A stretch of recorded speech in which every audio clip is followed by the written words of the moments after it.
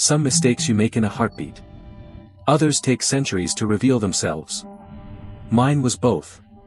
My name is Vincent Cross, and 6 months ago, I discovered something beneath the ocean that should have stayed buried forever. A woman. Frozen. Perfect. Waiting. I thought I was saving her. I thought I was doing something heroic. I was wrong. What I freed wasn't a victim. It was a prison. And the thing locked inside her is now loose in our world. Watching. Growing. Spreading. And it all started because I couldn't leave her down there alone in the dark. Let me tell you how one man's curiosity became humanity's nightmare. I've never been good at saying goodbye. My father used to say that people who say goodbye too often stop coming back at all. So that morning, I didn't say anything. I left my coffee half finished on the kitchen table. I scratched Bruno, my old dog, behind the ears one last time. And I walked out without a word. The helicopter was waiting. Engine idling. Rotors cutting the air like a promise. I was flying alone. I always fly alone. The mission was straightforward: explore and map an uncharted maritime zone for the Geographic Institute. Get some readings. Take some photos. Breathe in the kind of silence you can't find on land anymore. Lately, the world had felt too loud. Too full. Too suffocating. I needed the emptiness. The vastness. The nothing. I packed everything I'd need. 2 weeks of supplies. Full diving equipment. An underwater drone. Waterproof cameras. Emergency rations. And a notebook. I always carry a notebook. Not because I'm romantic. But because technology fails. Batteries die. Screens crack. But ink and paper. They never lie. The flight started perfect. Blue sky. Scattered white clouds. Sunlight pouring through the cockpit like liquid gold. I was 3 hours in when everything went wrong. The wind changed. Not gradually. Violently. Like something massive had shifted beneath the ocean and exhaled. The clouds turned black. Thick. Spreading across the sky like spilled ink. The dashboard exploded with warnings. Beeping. Flashing red lights. Altitude dropping. Engine temperature spiking. At first, I thought it was a sensor malfunction. Then I looked out the window and saw the ocean rushing up at me with terrifying speed. I grabbed the controls. Fought the spin. Screamed into the radio. No response. Just static. Just the howl of wind and the shriek of failing machinery. I had maybe 3 seconds to think. 3 seconds to realize I was going to die. And then, impact. Metal tearing like paper. My body slamming against the harness hard enough to crack ribs. The taste of copper blood mixing with salt water and gasoline. The world flipping. Spinning. Drowning. And then, nothing. Just black. Just cold. Just gone. I woke up choking. Coughing up seawater and sand. My face was stuck to a clump of rotting seaweed that smelled like death and low tide. I peeled myself off the beach and tried to stand. My left leg buckled. My shoulder screamed with pain. But I was alive. Somehow. Impossibly. Alive. The helicopter was destroyed. Half submerged in the shallows. One rotor snapped off and lying in the sand like a severed limb. The fuselage crumpled. Smoking. Ruined. I staggered toward it. Salvaged what I could. The diving gear was intact. That was the only good news. Because if I was stuck here, at least I could explore. At least I could do what I came here to do. The island was small. Maybe 2 kilometers across. Palm trees bent by constant wind. Smooth black stones. Tidal pools filled with strange colors. And silence. Not peaceful silence. Wrong silence. The kind that makes your skin crawl. Like the air itself hadn't been breathed in 1,000 years. I spent the first 2 days in survival mode. Assessed my injuries. Splinted my leg with helicopter parts. Built a shelter from torn metal and salvaged tarps. Rationed my food. Boiled water. Tried the radio. Nothing. No signal. No rescue. Just me and the ocean and the oppressive quiet. On the third day, I found the cove. It was on the north side of the island. Hidden behind a rock formation. The water there was impossibly clear. Blue so deep it looked fake. Like someone had photoshopped reality. I stared at it for a long time. And I felt something I hadn't felt since the crash. Curiosity. I suited up. Tank. Regulator. Mask. Fins. Weight belt. I activated the timer on my wrist and slipped into the water. And the moment I went under, everything changed. It wasn't like diving anywhere else. The coral here was bioluminescent. Glowing faintly even in daylight. Fish I'd never seen in any textbook. Shapes that defied classification. Colors that shouldn't exist. It was like stepping onto an alien planet. I dove deeper. The seafloor dropped away into darkness. And that's when I saw them. Structures. Not natural formations. These were carved. Deliberate. Pillars of stone covered in symbols. Too symmetrical to be erosion. Too precise to be random. Someone had built this. Something had lived here. And then I saw the fissure.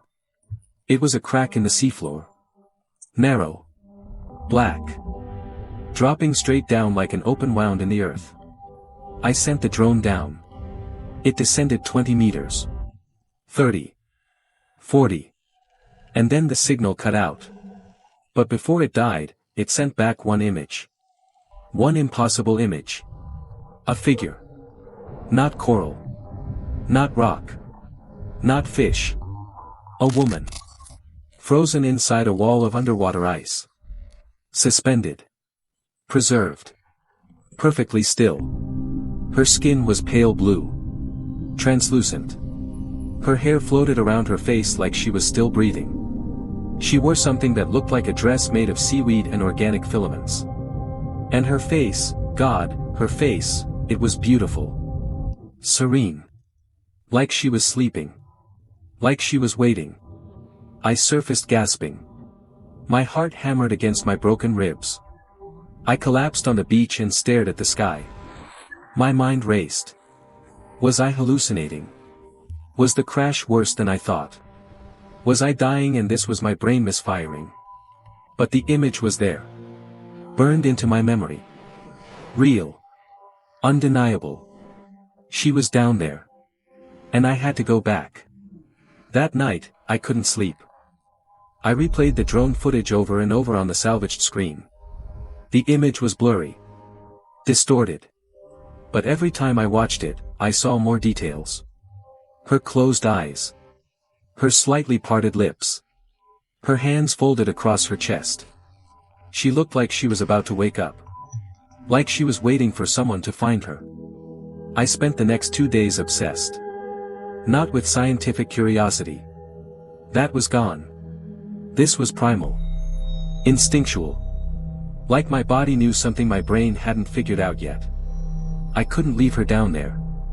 I couldn't let her stay frozen and alone in that dark abyss. I had to free her. I mapped the fissure. Studied the currents. Planned my descent. It was insane. Dangerous. Probably suicidal. But I didn't care. I built a makeshift platform from helicopter parts. Strapped extra oxygen tanks together. Tied ropes to mark my path. It wasn't smart. It wasn't safe. But it was all I had. On the 4th day, I went down. Deeper than I'd ever gone. The pressure squeezed my skull. My ears screamed. But I kept descending. Following the rope. Following the darkness. And then I found her. She was inside a bubble of ice. Clear as glass. Suspended in the rock like an insect in amber. And up close, she was even more impossible. Her skin glowed faintly. Her hair moved in a current as if it was alive. And I swear, her chest rose and fell. Just barely. Like she was breathing. I reached out. Touched the ice. It was cold. Colder than anything natural. My hand burned where it made contact. I pulled back. Tried to think. How do I free her? I brought a thermal cutter. Pressed it against the ice. Nothing. The ice didn't react. Didn't melt. Didn't crack. I tried striking it with a metal tool. The vibration rattled my entire arm. But the ice held. I surfaced frustrated. Defeated. Furious. How could something so fragile-looking be so indestructible? That night, a storm hit. Lightning split the sky. Thunder shook the island. And I had a dream. She was looking at me. Eyes open. Not speaking. Just present. Like she could hear me. Like she was waiting for me to figure it out. When I woke, I knew. I couldn't break the ice. But maybe I could melt it. I rigged the helicopter's floodlights with portable batteries. Set up mirrors and high-intensity beams aimed directly into the fissure. Created a system of constant focused light. It took hours. Multiple dives. Fighting exhaustion and pain. But I did it. I waited. 1 day. 2 days. Every few hours, I dove down to check. And on the 3rd day, it was working. The ice was dripping. Thin streams of water mixing with the current. A crack had formed along one edge. A fissure in the prison. I went down with the drone's last battery. Used it to apply direct heat to the center while I chipped away at the outer layers with my hands. My fingers went numb. My body screamed. But I kept going. And then, movement. Her finger. Just the index finger of her right hand. It twitched. Barely. A faint flutter. I screamed underwater. Bubbles exploded from my regulator. I worked faster. Freed her legs. Her torso. Her face. And then she opened her eyes. They were black. Completely black. Like staring into deep space. And they looked directly at me. I don't know how I got her out. She was limp. Heavy. Barely floating. I wrapped her in a thermal emergency blanket and strapped her to my body. Fought the current. Fought the weight. Fought my own dying lungs. When we broke the surface, the sky had turned gray. Rain was falling. The ocean was churning like something beneath it was waking up. I dragged her onto the beach. She was gasping. Not breathing like a human. More like absorbing air through her skin. Her body was cold. Freezing. But she wasn't dead. I built her a shelter. Brought her fresh water. Covered her with everything I had. And I waited. She didn't speak. Didn't move much. Just lay there with those black eyes open. Watching me. Studying me. Her skin began to change. The translucent blue darkened. Became more opaque. Almost human. Like she was adapting. Transforming. On the 2nd day, she sat up. Slowly. Carefully. Her movements were fluid. Graceful. Inhuman. And then I heard her voice. Not with my ears. Inside my head. A thought. Clear. Direct. Without language. You shouldn't have done this. I stumbled back. What are you? She tilted her head. Studied me like I was a specimen. And then the memories started. Images flooded my mind. Not mine. Hers.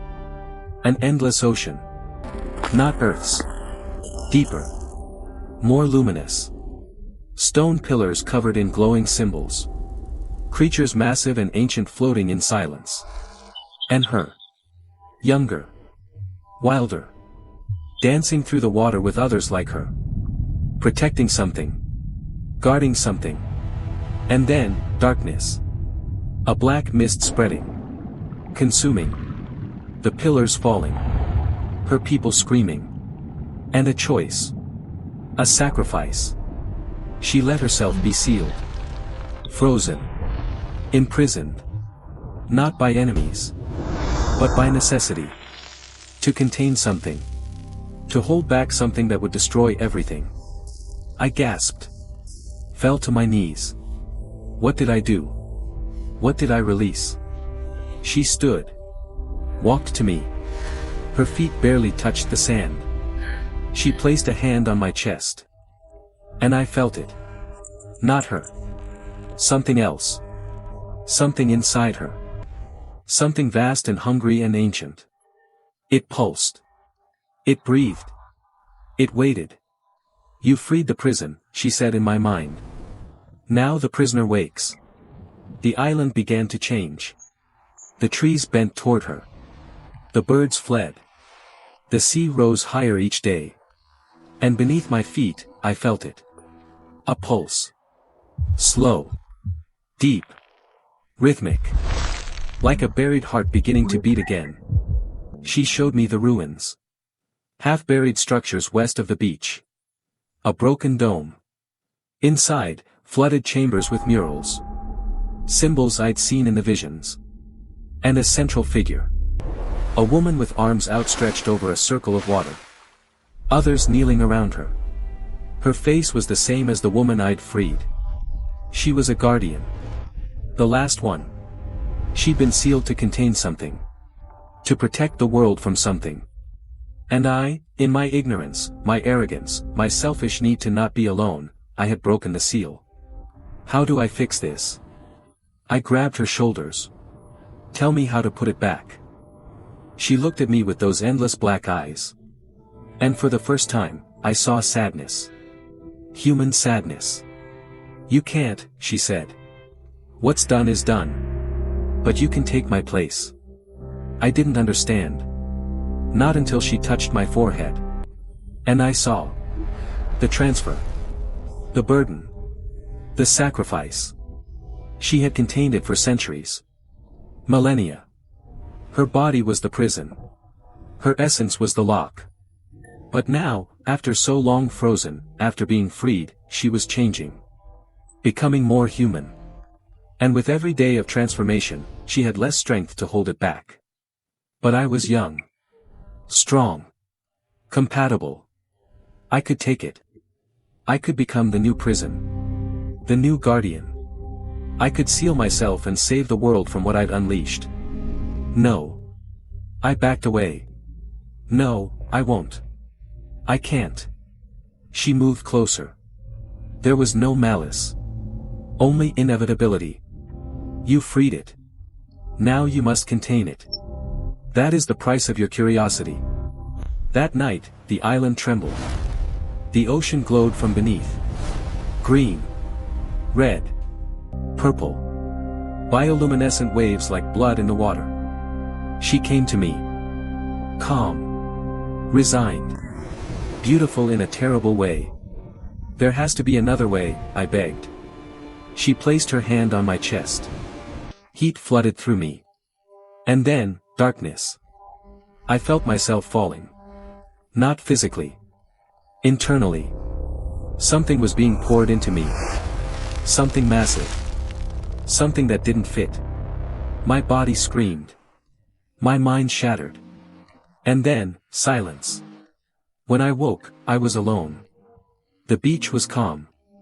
The ocean quiet. I stood and walked to the water. Looked at my reflection. My eyes were different. Darker. Deeper. And inside me, something pulsed. Not with evil. With purpose. With containment. She was gone. But her legacy lived in me. I was the new prison. The new seal. And I understood. I couldn't leave this island. Ever. Because if I did, if I entered the world, the thing inside me would spread. It would consume. It would end everything. So I stay. Day after day. Year after year. Waiting. Guarding. Alone. Just like she was. And sometimes, late at night, I hear her voice in my mind. "Thank you," she whispers. "For setting me free. Even if it meant taking my place." I found a woman frozen underwater for centuries. Freeing her was humanity's biggest mistake. Because now I'm the one who's frozen. Not in ice. But in purpose. In sacrifice. In eternal, terrible solitude.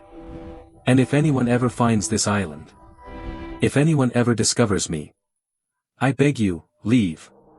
Don't try to free me. Don't try to help. Because what I contain must never be released. Some prisons exist for a reason. And I am one of them.